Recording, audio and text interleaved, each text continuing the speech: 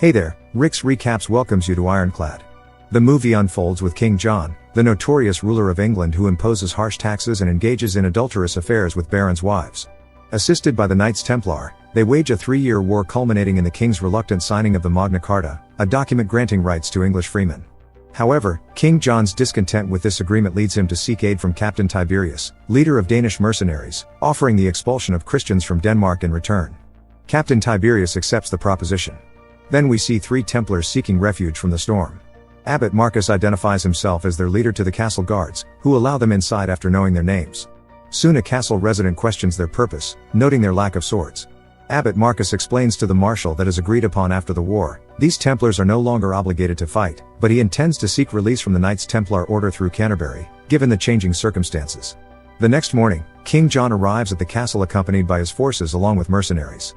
Baron Darnay, brought to him by his troops, is executed in retaliation for his involvement in the Magna Carta signing.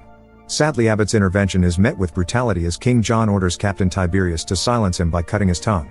In response, Marshal and the 2 Templars launch a surprise assault on the Danish army. Their swift and efficient kills leave King John astonished. Marshal escapes on horseback with Abbot, while the 2 Templars fight valiantly but perish eventually. Abbot succumbs to his injuries on the way. Marshal pledges that Abbot's sacrifice won't be in vain and heads towards Canterbury, where he meets the Archbishop, who authored the Magna Carta, and Baron William, who is presently a wool merchant. Marshal reports King John's Magna Carta violations to them. Recognizing the necessity of halting King John's actions, he permits Marshal to take up his sword and fight him. Meanwhile, William uncovers unsettling news. Even the Pope supports King John. To counter him, they devise a plan to confront him at Rochester Castle, a strategic stronghold dictating access across southern England. On their journey, William manages to enlist the support of 4 old companions, enticing them with gold coins, and forms the group of 7, including Squire, Marks, Becket, and Jedediah. While King John and Tiberius direct their forces to Rochester Castle, a confidential informant informed King John of William and Marshal's secret strategy. Acting swiftly, he dispatches 6 adept scouts to the castle with orders to eliminate the Marshal and his team of Spotted. Upon reaching Rochester Castle, Marshal and William encounter the castle guards and present themselves as bearers of business from the Archbishop. They soon learn that the Danes had reached the castle the previous night. William briefs Cornhill, the castle overseer, about King John's impending arrival with the Danish army within a day. Noticing the presence of the Danes' men, the clash ignites. William and Marshal adeptly kills the foes, with Mark killing a Dane who was trying to escape. Additionally, an attempted assassination of Cornhill's wife Isabel is thwarted by Marshal, who ends the assailant's life by sword. In response, Cornhill commands the castle gates sealed, barring all entry. In due course, King John's army reaches the scene. John demands that William open the gates, citing the Pope's mandate to reclaim his realm. William denies his authority, renouncing John's kingship. Enraged, King John asserts his ownership of the castle and determination to seize it. Under John's orders, Captain Tiberius readies the catapult for assault, while Marshal's team remains resolute in defense. As hostilities escalate, the castle succumbs to the onslaught of catapult-propelled stones and archer-fired arrows. King John dispatches melee to invade the castle. Marshal orders his archers to unleash the arrows, and as the Danish army reaches the walls, the Danes face most horrific death as they spill boiling oil on them under William's order. Squire narrowly avoids a blow as Marshal cuts in and impales Dennis with his spear. They have successfully kept the attackers outside the castle until some Danes infiltrate. William and his companions repel the initial Danish assault, eliminating every intruder and forcing the rest to flee. With the battle's conclusion, Marshal sheathes his sword and suggests Squire to be prepared for the next fight. Marshal and William then tend to the wounded, including an injured man. Isabel tends to Marshal's wound but detects an injury on his neck. She engages him in conversation, asking for his name and showing her interest in him. She further inquires about his broken vows, which offends him a bit. However, Marshal departs without response. In King John's camp, Tiberius is summoned. Disappointed, John demands explanation how an army of 1,000 men could be defeated by just 20. He attributes their resilience to the advantageous castle walls and the river. Tiberius isn't willing to attack the castle, considering it a piece of rock, but changes his mind as King John explains its strategic importance. He conceives a strategy involving a siege tower to breach the castle's defenses. Soon after, William uncovers the siege tower, but Jedediah presents an alternative, constructing a small catapult within the castle walls. As King John's forces launch an attack and the Danish army advances the siege tower, Marshal employs the catapult to counter and obliterate the siege tower.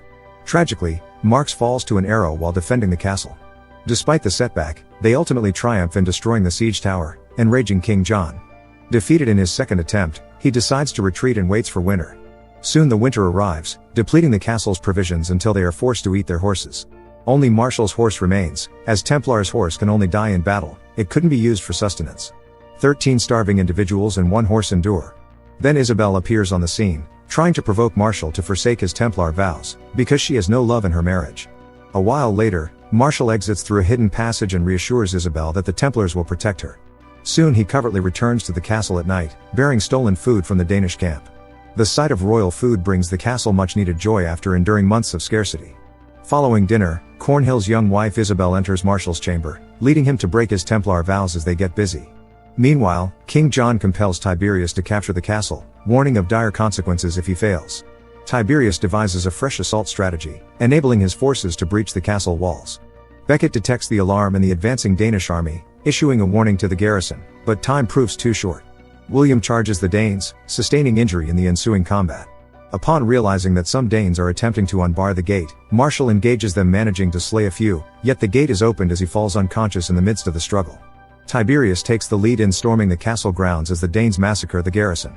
Marshall regains his strength, dons his knight's armor and charges towards the Danes, allowing the surviving defenders to retreat to safety within the keep.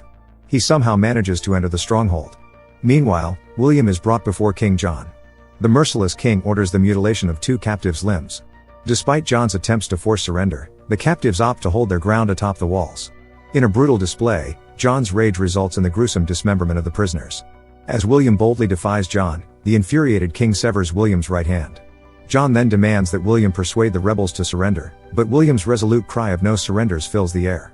Squire from a window reassures William that they won't give in, inciting John's fury. John proceeds to sever William's remaining limbs, hangs him on a catapult and hurls him against the wall, seemingly killing him. While William appears to have died, Cornhill attempts to surrender, which attracts Squire's rage, calling him a coward. Cornhill leaves the battleground and hangs himself. The Danes' efforts to breach the keep's door prove fruitless.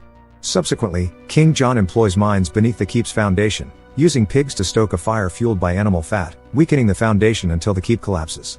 As Marshall notices the impending disaster, he commands his comrades to move to the opposite side of the keep. The final attack ensues as the keep's walls crumble, rendering Marshall unconscious. Becket and Jedediah rescue him, joining Squire and Isabel.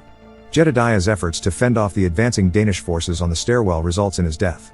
Becket instructs Squire to end Isabel's life if they are captured, aiming to spare her from the Danes' brutality. When Becket confronts Tiberius outside, he meets his demise. Isabel and Squire, both shaken, face the grim situation ahead.